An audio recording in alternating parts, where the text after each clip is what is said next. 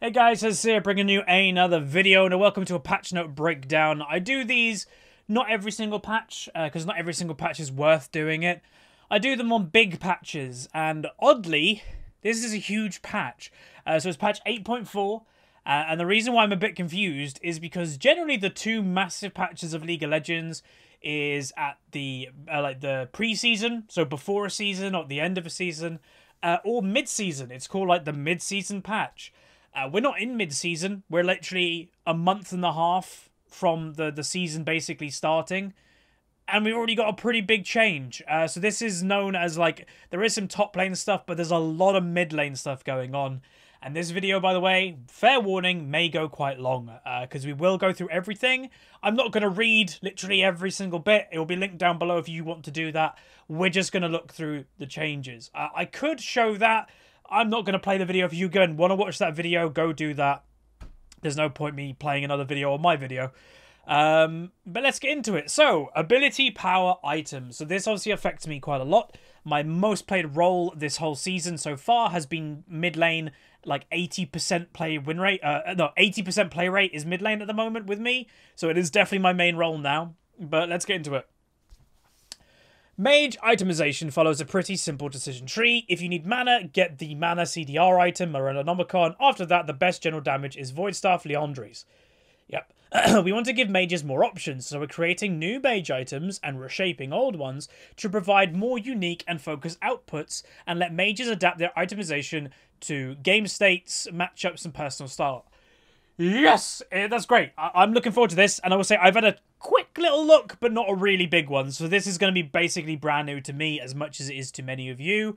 But I'm looking forward to this. Mid lane, as literally they've just said there, it's boring. You know, my Xerath, my Swain, whatever. I'm building the same items on all the champs. Morello into Liandry if they've got tanky stuff. Morello into Void stuff if they've got, you know, they're really squishy. Morello into Ludens if I want to poke. It's the same stuff. Morello is kind of the big common denominator here. But yeah, it's just boring. And part of their whole new rune system was to kind of expand and give more choices, but they didn't do that with items, but now they finally are. Right, let's get into it. So, Lost Chapter.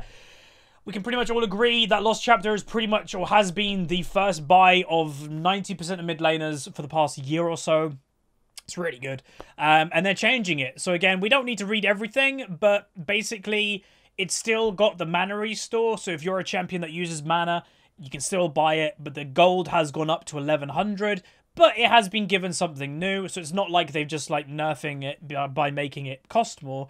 They're also giving it 10% cooldown reduction on Lost Chapter itself, so it'll give you the AP that it used to have, which I think was like 20 or 25. It'll give you the mana when you level up, and it also now will give you 10% cooldown reduction. That's fine. Again, you're going to have to delay your first base if you want to get Lost Chapter first. But I'm okay with that. It was a little bit too strong, especially for someone like Xerath, who also has a mana passive, so basically can stay full mana the whole time. Luden's Echo, so our first complete full item that I actually really like. I build Ludens on champions that some people don't build it on. This one is for poking, apparently. So again, Xerath, my boy. Build path, they are changing it. It was Needlessly Large Rod and an Aether Wisp. They're changing it to a Lost Chapter, Amplifying Tome, and a Blasting Wand. So I can guarantee you right now, like just looking at that, when I play Xerath, Luden's probably is going to be my first buy. Why? Well, it's giving me mana, which Xerath struggled with. It's still got the poking passive, you know, the Luden's poking passive like the Arcane Comet. It's now giving you cooldown reduction, but it's removing the movement speed. I never bought it for the movement speed. I purely bought it for the poke potential it had and the damage output. It looks to me that it has the same ability power. Like, they haven't changed that, so it was like 100 AP or something like that, or 80. I can't remember. But basically, the build path, Lost Chapter, so 1100 gold, gives you the cooldown reduction. Yes, it's a bit expensive, but then boom, straight into this. You can build... the cool thing as well with the build path is you can buy, your first back doesn't necessarily need to just be that Last Chapter. Go back and buy an Amp Tome, or if you're feeling a little bit stronger, hey, buy a Blasting Wand. It's 850 gold. It doesn't give you the mana, but at least you get some strength, and that can build eventually into Luden's Echo. Good change, well done. Next one, Hextech GPL. Quite a lot going on with this one. Let's try and fit it all on if I can, so I don't need to scroll around. God, I just looked at the scroll bar on the side. It's massive. Hextech GPL. This one is for catching, so they're changing it once again. It was a Catalyst and a Revolver and 850 gold. It is now, again, Lost Chapter with Hextech Revolver. The mana has gone up. It no longer grants health, and it no longer restores mana equal to all that stuff. But it's now been given a bonus 10% cooldown reduction, which is coming from the Lost Chapter. Haste. This item gains an additional cooldown reduction. Wait, hang on. What? Is it giving 20%? Maybe? I don't know. Updated. Frostbolt now only damages and slows first unit's hit per missile. So like Ash W, her volley. Updated. Longer Winter has now been changed to Frostbolt's slow decays over 0.5. So basically just slows for longer. Straight and narrow. Frostbolt cone narrowed by 10 degrees. And Frost Cobalt range. Okay, so they're narrowing how much it can affect. But they're making it go a bit longer. Again, helping people chase people, catch people, slow them. And then the slow percent has been nerfed. And the speed has also been nerfed. But that's fine. I think that, you know, pretty much the only champion that really built this was Aurelion Sol. It's still going to be a good item on him. But I think this will open it up to other mid laners. You know, again, if Morgana ever becomes popular in mid again, it could be a great item on her and stuff. So yeah, I think that's fine. Personally, right now, the only champion that I could see me using this on would probably be Swain, of champions that I play. That's like the only one that I could kind of potentially see it, because Swain has to be near people to heal with his ult, and then eventually blow up his ult. Archangels, mo mana, mo spellcasts. So they are changing the item tier and needlessly large. They're now changing it to tier, amplifying tome and Lost Chapter. So we'll say, so far again, Riot was saying, hey, we're doing all these changes to increase diversity. Lost Chapter, it's in every single item so far. Lost Chapter has been, yeah, it's in every item. So they're basically just making Lost Chapter the core mid lane item. It gives you AP, it gives you cooldown reduction, it gives you mana upon leveling up. Build it with everything. So that's interesting. So the gold has gone up by 100. The ability power has been nerfed by 30. Okay. The mana has gone up significantly. Wow, that's a really big buff. That's why, by the way, they're nerfing the ability power. It's been given cooldown reduction and all that stuff. So, yeah. They're just making it into a crazy mana item. So, Ryze will love this. And Nivea will love this. Basically, any champion that you're like, that I go on that champion a lot, it will love it, pretty much. So, yeah. Interesting. Liandry's, one of my favourite items in the game. Liandry's Torment was a bit of a contradiction. The percentage health damage made it decent against tanks, while the flat magic penetration made it decent against squishy targets. Yep. As a result, it either didn't do either job exceptionally, or it ended up overtuned and doing both jobs too well, with shifting Liandry's into being the tank bleeding item. Oh, that's cool. I'm fine with that. Again, it was dumb that it gave you basically... This is why I built it, by the way, on Xerath every game. For those that are always like, why do you always build it? Because it affected both groups of people really well. If there's a tank on the enemy team, where I can kill the tank with Liandry's, but it still does a crazy amount of damage versus squishies, because it gives me AP, it makes me tankier with health. It was great. So they are changing that, which is, yes, fine. It's going to hurt me a little bit, because I love Liandry's, but whatever. So they've removed the no longer grants Eyes of Pain, which is the 15 flat magic pen. That's gone. Unique new passive, though. Madness. Damaging champions increases the damage you deal by 2% per second until exiting combat. Wait, what? Damaging champions increases... So you get 10% damage increase for every second you're in combat. So if you're in combat for 5 seconds, you get a 10% damage bonus. How is that a good idea? Okay.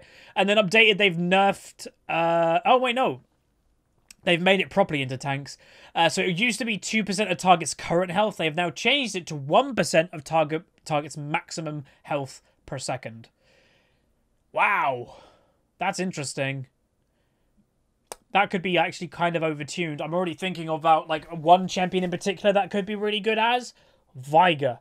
So you're looking at, like, a lot of people go, oh, 10%, that's a decent amount. Yeah, 10% is a decent amount in any regard, but 10% is even more when the numbers start to get insane. So instead of, like, you know, if Xerath hits somebody for 500 damage with a Q, well, 10% is only going to add 50, so it'd be 550.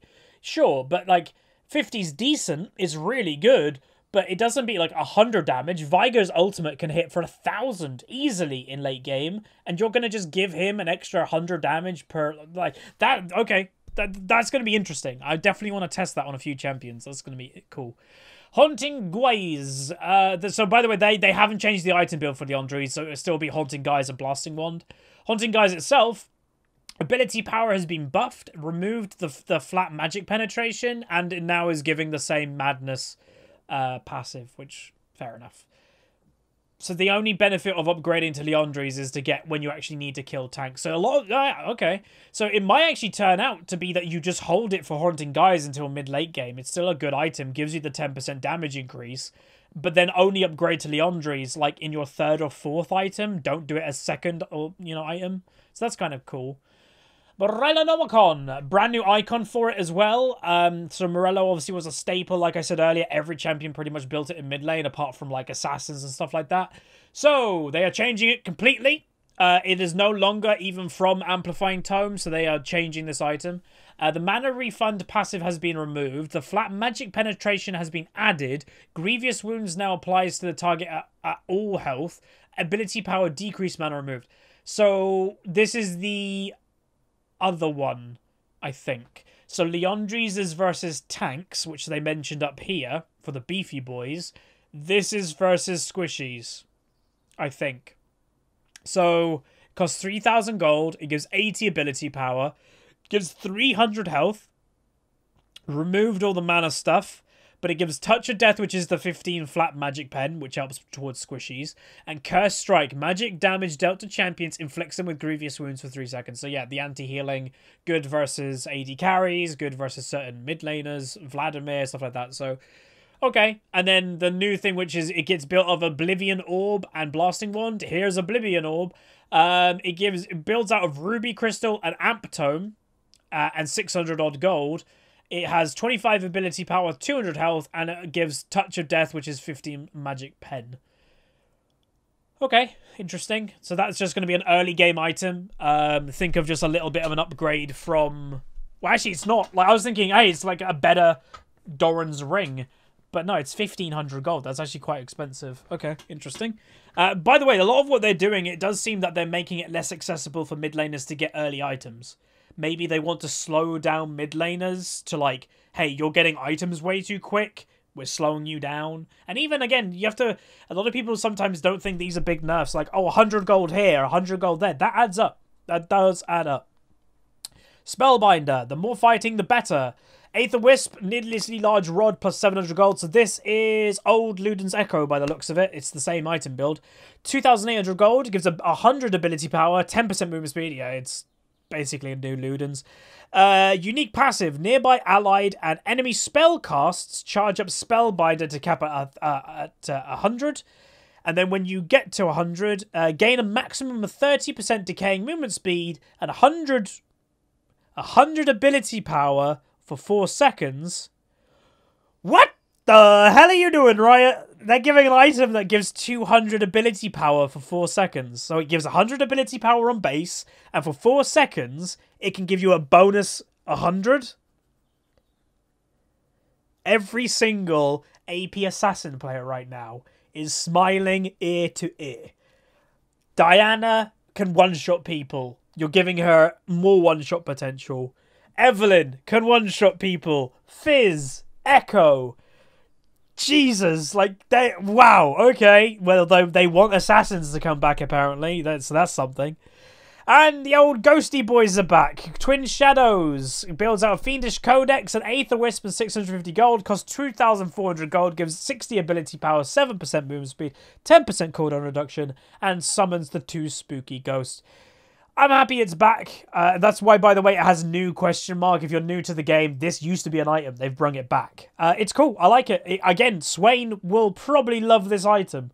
So the combination with Swain could be an early game GPL, and then a Twin Shadows as second item. No one is getting away from you. That would be very interesting. So there we go. That's a lot what's happening in mid lane. Then there's just some other tweaks and changes. So Void Stuff's ability power is going down. Rabadon's death cost is going down. The build path has changed. Oh my, that's so weird. It's now 2 needlessly large rods. So we'll see people having 2 large rods in their inventory. That's odd. And then the increase of ability power has gone up to 40%. Why have they done this? Because people aren't buying Rabadons anymore. When you're looking at all the, well, in the last couple patches, when you're looking at all these cool items that give really unique passives, slowing people, surviving with Zhonya's, whatever, a lot of the time you just didn't have enough slots to warrant the death cap purchase. This warrants it. It's cheaper and 5% more ability power. So, yeah. And also there has been a buff to Rylays with 10% more AP. Wow, Swain. GPL, Spooky Ghosts, Rylays, death cap. You have crazy amounts of AP with so much slowing potential. I'm looking forward to test that out. Top lane. Wonder why they did this. At the moment, too many champions, Gangplank and Ornn, are definitely core offenders. I haven't seen an Ornn in ages, so that's just something to worth note. Are coasting their way through laning phase without needing to interact with their opposing laner.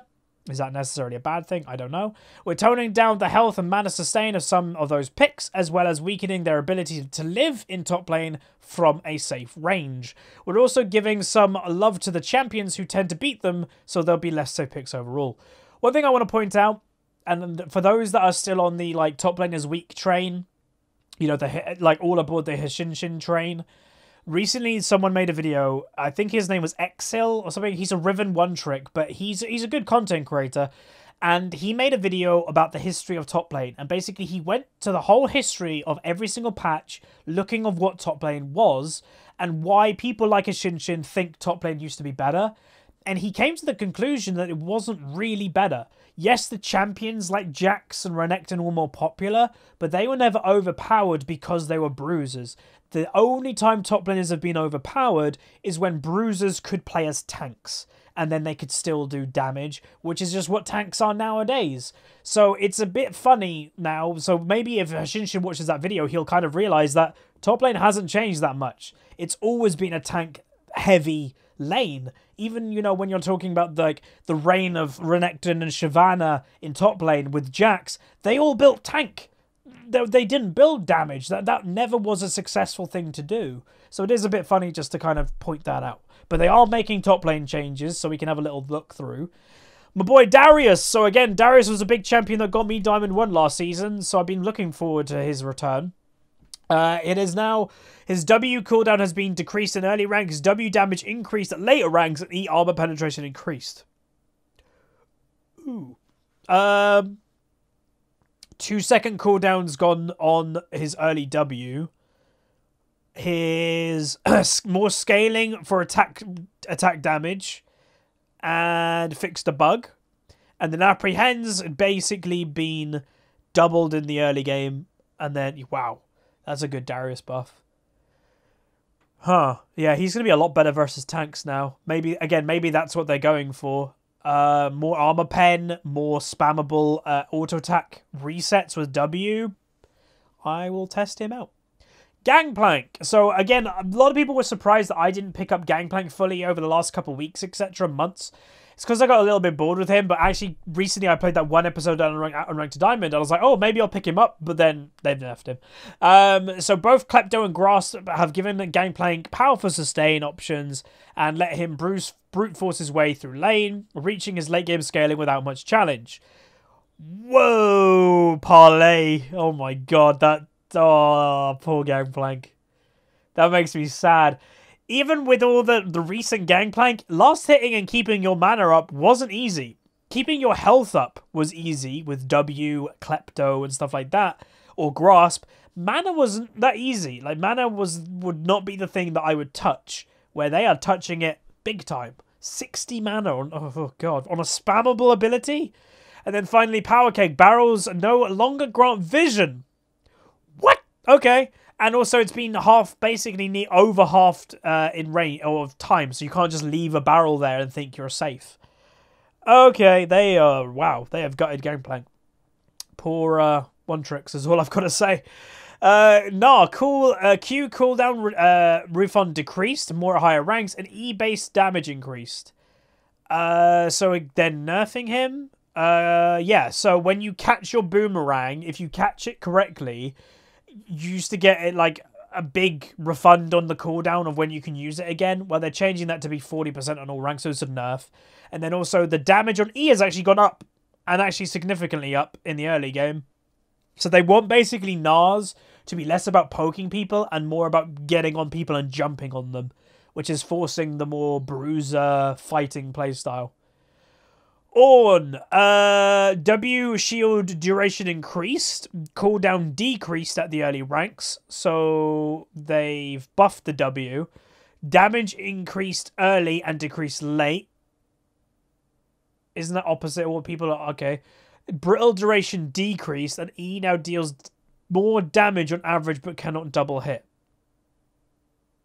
Huh? Are you sure, Riot? Like, what? The biggest complaint about Ornn, again, I haven't seen one in a while, but was he out-traded top laners in 1v1s in early game with maintaining high health. But am I missing? Oh, wait. Did I misread it? Oh. Wait, they've done that wrong, haven't they? W shield duration increased and cooldown decreased. The cooldown hasn't been decreased, it's been increased. Cooldown was 13, it's now 17, but they're saying it got decreased. I think they meant increased. And then the damage has gone up, and the shield duration has gone up, and the brittle duration has gone down, but that doesn't, you know, you're using brittle when you're fighting. Okay, interesting. E, damage has gone up significantly. More damage ratios have gone up significantly. But then it no longer deals additional damage when colliding to terrain. So yeah, it's just kind of like a bit of a 1v1 fighting buff if you hit it. Okay. Poppy. Passive damage increase at early ranks. E damage increase, so it's a buff to Poppy. She may come back. Again, whenever you see Darius, a lot of the time you see Poppy, so they're kind of buffing them together, which is kind of cool. I like Poppy, so that's awesome. Renekton, Q damage increased at later ranks, empowered Q increased, so buff to Renekton. He needs it, his late game is just, well, this isn't going to fix his late game, but it helps. Jax, it's just a bug fix, fixed a bug where Counter-Strike's buff could take up to 0.25 seconds to take effect, so you press E, it happens instantly, that's good.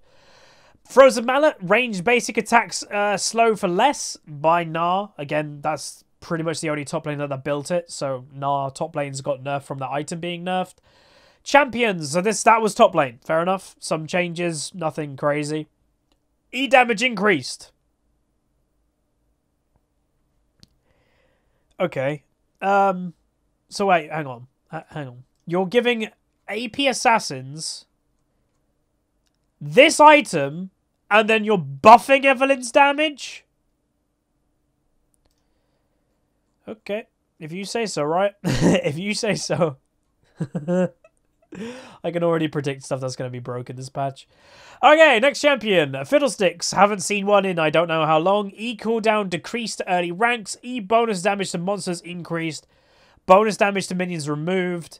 And R cooldown. So he's they're trying to make him a jungler again. There have been some people that are playing him in lane, but it's completely trash. So this is basically just saying, hey, he's not a laner. Go play him in the jungle where he belongs. So there you go. Pretty much that simple. Callista. They are, from what I know, they are butchering her, aren't they? Base attack damage and range decreased. Oh, wow, they're giving a range nerf? Wow, that's harsh. Base attack damage and attack speed per level increase, so, you know, a bit of scaling. W now grants attack damage instead of attack speed when Callista is near her Oathsworn. So they just think she's a bit too strong with her, how many spears she can get onto people, with combining that with, like, Blade of the Ruined King and stuff like that. But, yeah. 25 attack damage nerf. God, that's huge. That's, like, nearly, that's a, more, it's a pickaxe, isn't it? You just nerfed them a pickaxe, okay? Oh, no, that's attack range. Sorry, completely derped. So, that is still significant. Sorry, 5. Okay, well, that means, again, they've done another change that we'll come across later. It's going to be a lot harder to last hit on Callista. The speed has gone up a little bit, and the speed growth a bit up, okay. But, okay, so they nerfed her attack damage here, but they've basically given it to here, but no longer given the attack speed. And then Rend mana refund has been lowered in the early game. Yeah, Callista's been hurt a lot. Again, a lot of people will be like, I haven't seen Callista's in ages. Again, Callista's is a champion that I've always used as a good definition. She sucks in low rating. She's a god in high rating. And this is just hurting the high rating Callista players. Like, again, I've never thought it was worth playing Callista in silver or gold. One, you need to do really good yourself, but you also need coordination with your support with your ultimate. To me, it just wasn't worth doing. Where this hurts high rating Callistas quite hard. So, there you go. Cogmore. W maximum health damage increase. What? Cogmore shreds stuff.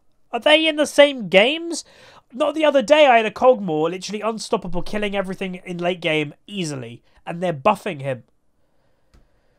What the hell? Okay, Rengar, my champion, my boy, my logo. Q reverted to rework power, whatever. Basic attack damage increased. Oh! I love it.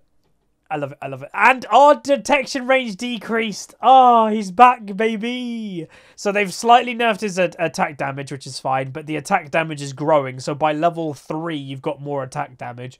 Base attack speed has gone up. And attack speed growth has slightly gone down. That's not a big deal.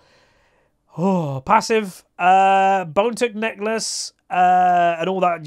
Whatever. That's not the important thing to me. This is the important thing to me. Yeah. It's an attack reset. So you can manage your stacks like you used to. I'm happy. So I probably will be doing a unranked Diamond Rengar top lane episode very soon. So, hell yeah, dude. W's also been buffed. Ultimate's been buffed. That's all I gotta say. I'm happy. Shyvana. Attack damage per level decreased. Q damage decreased. So they're just nerfing her. She's too strong with press the attack and stuff like that. Swain. Okay, so I will say I'm worried about this. I haven't looked at it yet. I think Swain is strong. There hasn't been an episode of Climb to Master coming out, though. It's tomorrow, maybe. The title of the video literally is Swain is weak. I think he's strong, just most people don't know how to play him. And that even counts for challenger players, by the way. I'm not saying I know more than them, but sometimes people take a while to know what a champion does. Zoe, when she first came out, she was trash. Then people started to work out how to play her. That's been a thing in League of Legends forever. There has been crazy amount of examples of champions being called trash, no change occurring, but some dude on Korea goes, I found how to play it and it's overpowered. I'm worried this is going to make Swain into a broken god if these changes are big. W, the cost has gone down. That was needed, I will say that. But, his ultimate, which is the biggest thing that people have been complaining about, which I actually quite like. Base heal per target has been buffed, so that means you can get your ultimate to blow up quicker. Cooldown and soul fragments are fully refunded if Swain dies, so it helps you that if you die and you can't blow it up, that you keep the souls, which makes sense. Ultimate Hat now properly reduces Demonic Ascension's cooldown, so apparently it didn't before. Health Threshold to reactivate has been nerfed, so you can pop it a lot quicker, so you don't need to heal as much, especially at rank 1.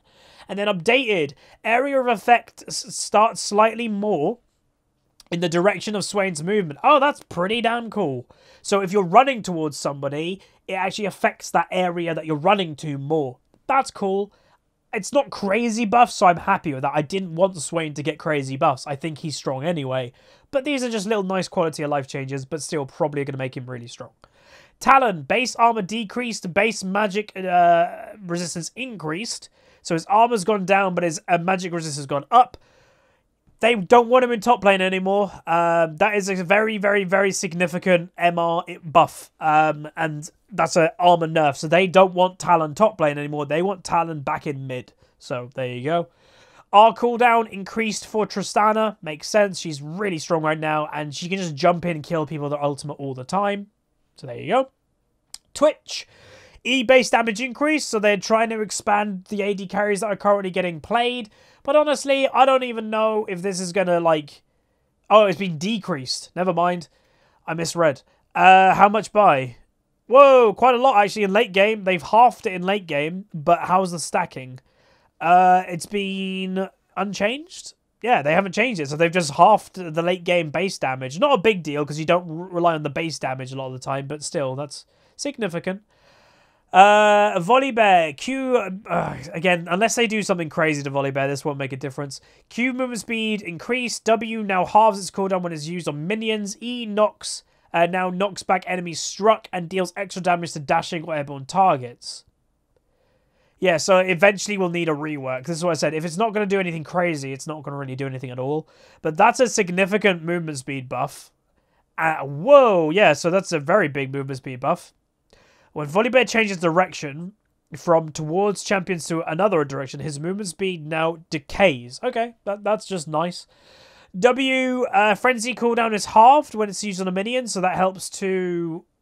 so apparently that already was a thing in the jungle. Are they trying to make him into a top laner? Okay. Slightly knocks back enemies. Enemies who are dashing or airborne before Roar is cast are dealt damage now. So that's the flip. Use Q and E at the same time, you do bonus damage. Cool. And summon Rift Herald now Terrify properly. Okay, cool. That's a buff. I might play Volibear top lane on Rank to Diamond. Hell, I might do it today. I'm going to record some after this. Xin Zhao, as I said, this is a big patch.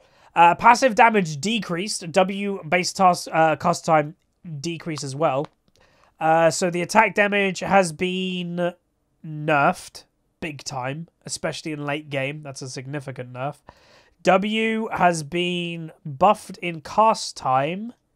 So yeah, just buffed in how quick it takes to do it.